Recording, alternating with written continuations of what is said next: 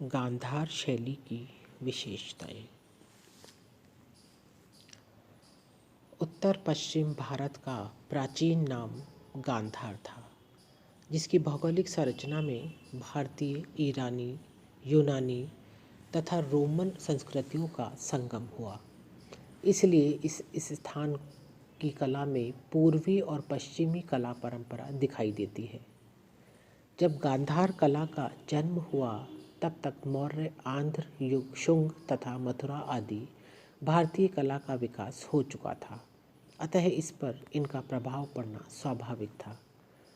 बुद्ध के केशनपाश, आँख, नाक, उंगलियां, चरण तलों तथा कोहनियों के चित्रण में और यक्षियों की क्षीण कोटि अतिरिक्त प्रथुल नितंब, पैर की भंगिमा, त्रिभंग, गौमुत्तिका और पद्म आदि अलंकरणों में भारतीय कला का प्रभाव देखा गया। विद्वानों का मानना है कि गांधार बहुत अधिक प्राचीन समय से ही ग्रीक संस्कृति से संबंधित था। इस संबंध में कारण यह भी एक रहा कि उत्कृष्ट यथार्थवादी कला का केंद्र था, जिसमें बुद्ध मूर्ति की सर्वप्रथम कल्पना की और उसका सुंदर और यथार्थ चित्रण किया गया तथा बाद में बौद्ध कला की कई उत्कृष्ट कृतियाँ उत्पन्न की। इस बौद्ध कला को ग्रीक प्रभाव से युक्त होने के कारण ग्रीक बौद्ध कला भी कहा गया।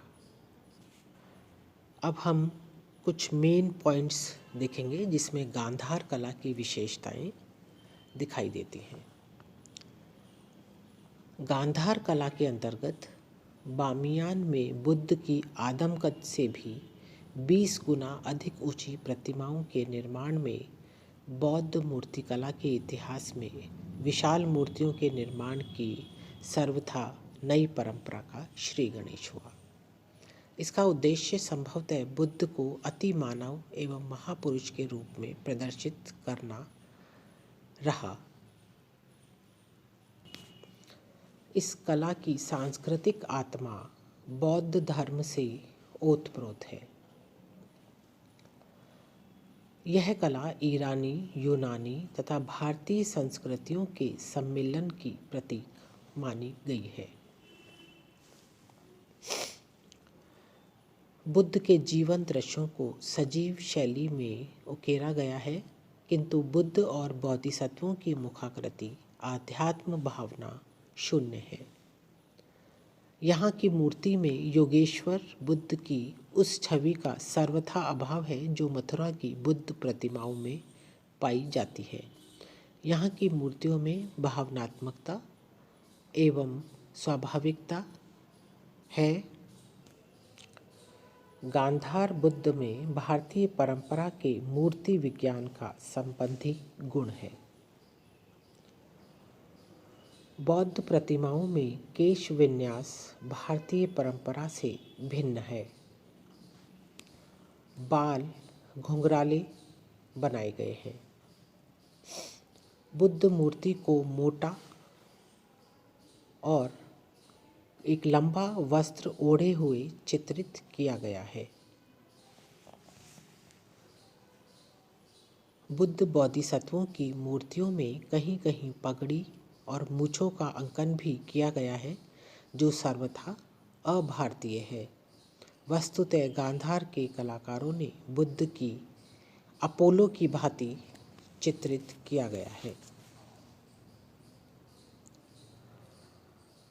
गांधार कला की मूर्तियां अपनी विशेष सज्जा, अभिव्यक्ति तथा शारीरिक सुडौलता के कारण सरलता से पहचानी जा सकती हैं।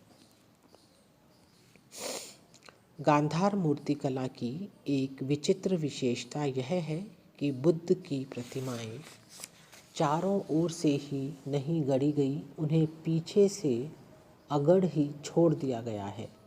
पर सब सामने शिल्प इतना उत्कृष्ट है कि आगे आगे देखने से वे चारों ओर से उकेरी जान पड़ती हैं।